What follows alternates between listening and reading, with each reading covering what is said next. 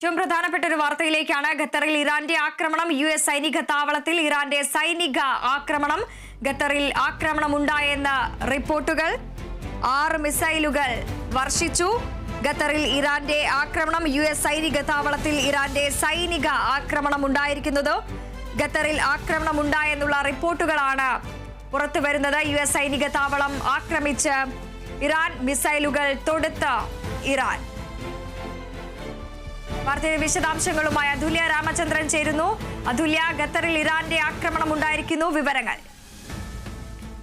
വൃന്ദ, രാത്രിയോടുകൂടിയാണ് ഖത്തറിലെ ദോഹ അടക്കമുള്ള സ്ഥലങ്ങളിൽ ഇത്തരത്തിൽ ഡ്രോണുകളുടെ ശബ്ദം ആദ്യമായി കേട്ടു എന്ന ദൃക്സാക്ഷികൾ അടക്കമുള്ളവർ പറയുന്നത്. അതിനുശേഷം ഇപ്പോൾ ഇറാൻ 6 മിസൈലുകൾ ഉപയോഗിച്ചുകൊണ്ട് ഖത്തറിൽ ഉള്ള US-ന്റെ എയർബേസുകൾ അല്ലെങ്കിൽ US-ന്റെ സൈനിക താവളങ്ങൾ ആക്രമിച്ചിരിക്കുന്നു എന്നുള്ള വാർത്തയാണ് വരുന്നത്.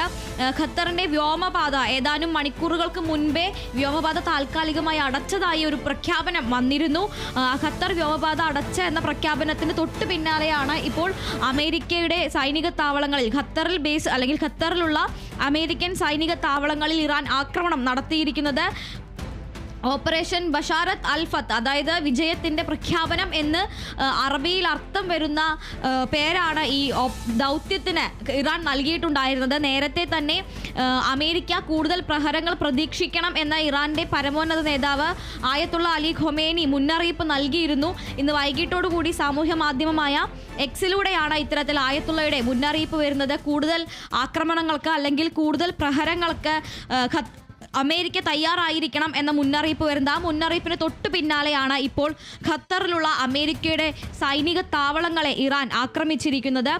6 മിസൈലുകൾ ഉപയോഗിച്ചുകൊണ്ടാണ് ഖത്തറിലേക്ക് ഈ ഒരു ആക്രമണം നടത്തിയിരിക്കുന്നത്. അതിനു മുൻപായി തന്നെ ദോഹ അടക്കമുള്ള സ്ഥലങ്ങളിൽ ഡ്രോണുകൾ, ഇറാൻ്റേതെന്ന് സംശയിക്കുന്ന ഡ്രോണുകൾ പറന്നതായി സൂചനയുണ്ടായിരുന്നുവെങ്കിലും അപ്പോൾ പോലും സ്ഥിരീകരിക്കാത്ത വിവരങ്ങളാണ് വന്നിരുന്നത്. എന്നാൽ പിന്നീടാണ് ദോഹയ്ക്ക് മുകളിലൂടെ ഇത്തരത്തിൽ ഡ്രോണുകൾ പറക്കുന്ന ദൃശ്യങ്ങൾ പുറത്തു വരുന്നത്.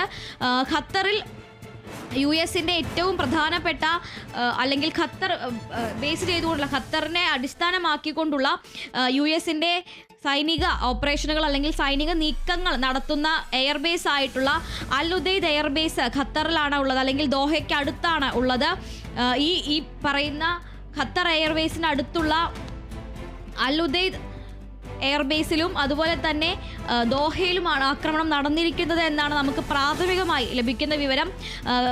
അമേരിക്കയെ സംബന്ധിച്ചിടത്തോളം മിഡിൽ ഈസ്റ്റ് അല്ലെങ്കിൽ പശ്ചിമേഷ്യയിലും അതുപോലെ തന്നെ ഇറാനും സിറിയയും ലബനനും അടക്കമുള്ള അമേരിക്കയുടെ കൂടി പൊതുശത്രുക്കളായിട്ടുള്ള രാജ്യങ്ങളെ എല്ലാം തന്നെ അമേരിക്കയുടെ ആക്രമണ പരിധിയിൽ കൊണ്ടുവരുന്ന എയർബേസ് അല്ലെങ്കിൽ സൈനിക താവളമാണ് അൽ ഉദൈദ് എയർബേസ് എന്നത്. ആ അൽ ഉദൈദ് എയർബേസ് ആണ് ഇപ്പോൾ ഇറാൻ ആക്രമിച്ചിരിക്കുന്നത്. കൃത്യമായും ഒരു സന്ദേശം തന്നെയാണ് ഇറാൻ ഇതിലൂടെ നൽകിയിട്ടുള്ളത്.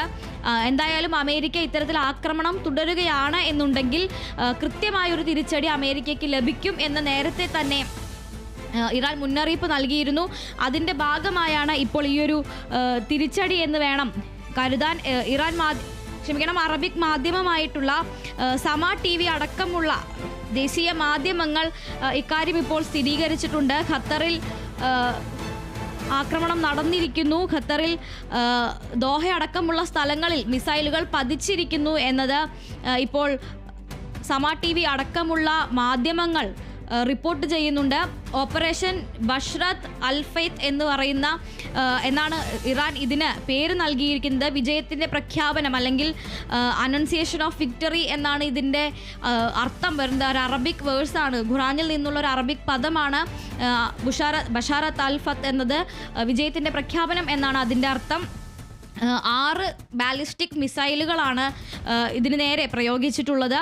എന്തായാലും നിലവിൽ US-ന്റെ സൈനിക താവളങ്ങളിൽ ഇറാൻ ആക്രമണം നടത്തിയിട്ടുണ്ട് എന്നുള്ളത് സ്ഥിരീകരണങ്ങൾ വന്നുകൊണ്ടിരിക്കുകയാണ്. അതോടൊപ്പം തന്നെ ആദ്യഘട്ടത്തിലെ സ്ഫോടനങ്ങൾക്ക് ശേഷം ദോഹയിൽ പലയിടത്തും ചെറു സ്ഫോടന ശബ്ദങ്ങൾ ഉണ്ടായി എന്നും റിപ്പോർട്ടുകളുണ്ട്. ഇക്കാര്യത്തിൽ സ്ഥിരീകരണം ഉണ്ടായിട്ടില്ലെങ്കിലും എന്തായാലും അമേരിക്കയുടെ പ്രധാനപ്പെട്ട വ്യോമ സൈനിക താവളങ്ങളിലൊന്നായ അൽ ഉദൈദ് എയർബേസിന് നേരെ ആക്രമണം ഉണ്ടായിട്ടുണ്ട് എന്നുള്ളത് തന്നെയാണ് നമുക്ക് ഇപ്പോൾ ലഭിക്കുന്ന വിവരം. അതുല്യ, അതോടൊപ്പം തന്നെ ഖത്തറിലെ ഇന്ത്യക്കാർക്കും നിലവിൽ മുന്നറിയിപ്പ് നൽകിയിട്ടുണ്ട് അല്ലേ?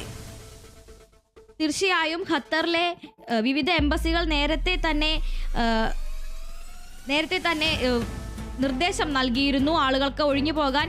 ഇന്ത്യ മാത്രമല്ല, ഒരുവിധം എല്ലാ വിദേശ പൗരന്മാർക്കും ഖത്തർ അടക്കമുള്ള രാജ്യങ്ങളിൽ നിന്ന് ഒഴിഞ്ഞു പോകാനുള്ള നിർദ്ദേശം അടക്കം നൽകിയിരുന്നു. ഖത്തറിലെ വ്യോമപാത കൂടി അടച്ചതോടെ ഈ ഒരു സംഘർഷം, നിലവിലൊരു സംഘർഷ സമാനമായ സാഹചര്യം എന്നത് യുദ്ധത്തിലേക്ക് പോകാനുള്ള സാധ്യത കൂടി മുന്നിൽ കണ്ടുകൊണ്ട് ഇത്തരത്തിൽ തീർച്ചയായും ആളുകളോട് ഒഴിഞ്ഞു പോകാനുള്ള നിർദ്ദേശം നൽകിയിട്ടുണ്ട്. എന്തായാലും നിലവിൽ ഇറാൻ നേരിട്ട് ഖത്തറിലെ വിമാനത്താവളങ്ങളെ അല്ലെങ്കിൽ വ്യോമത്താവളങ്ങളെ ആക്രമിച്ചതിനാൽ താൽക്കാലികമായി അടച്ചിട്ടുള്ള ഈ വ്യോമപാത എത്ര നേരത്തേക്ക് അല്ലെങ്കിൽ എത്ര കാലത്തേക്കായിരിക്കും വീണ്ടും അടച്ചിടുക എന്ന കാര്യത്തിലാണ് ഇനിയൊരു സ്ഥിരീകരണം വരാനുള്ളത്. അത്തരത്തിൽ അനിശ്ചിത കാലത്തേക്ക് വ്യോമപാത അടച്ചിടേണ്ടി വരികയാണ് എന്നുണ്ടെങ്കിൽ ഇന്ത്യ അടക്കമുള്ള രാജ്യങ്ങൾക്ക് തിരിച്ച് വരുന്നത് അല്ലെങ്കിൽ ആളുകളെ ഒഴിപ്പിക്കുന്നത് ഒരു പ്രതിസന്ധി ആയിരിക്കും. നിലവിൽ ഓപ്പറേഷൻ സിന്ധു തുടരുകയാണ്. അതുപോലെ ഖത്തറിലേക്കും ഇത്തരത്തിൽ ഈ ഒരു ഓപ്പറേഷൻ സിന്ധു വ്യാപിപ്പിക്കേണ്ടി വരും എന്നുള്ളതാണ് നിലവിൽ കരുതുന്നത്. ശരി, അതുല്യാണ് വിവരങ്ങൾ പങ്കുവച്ചത്.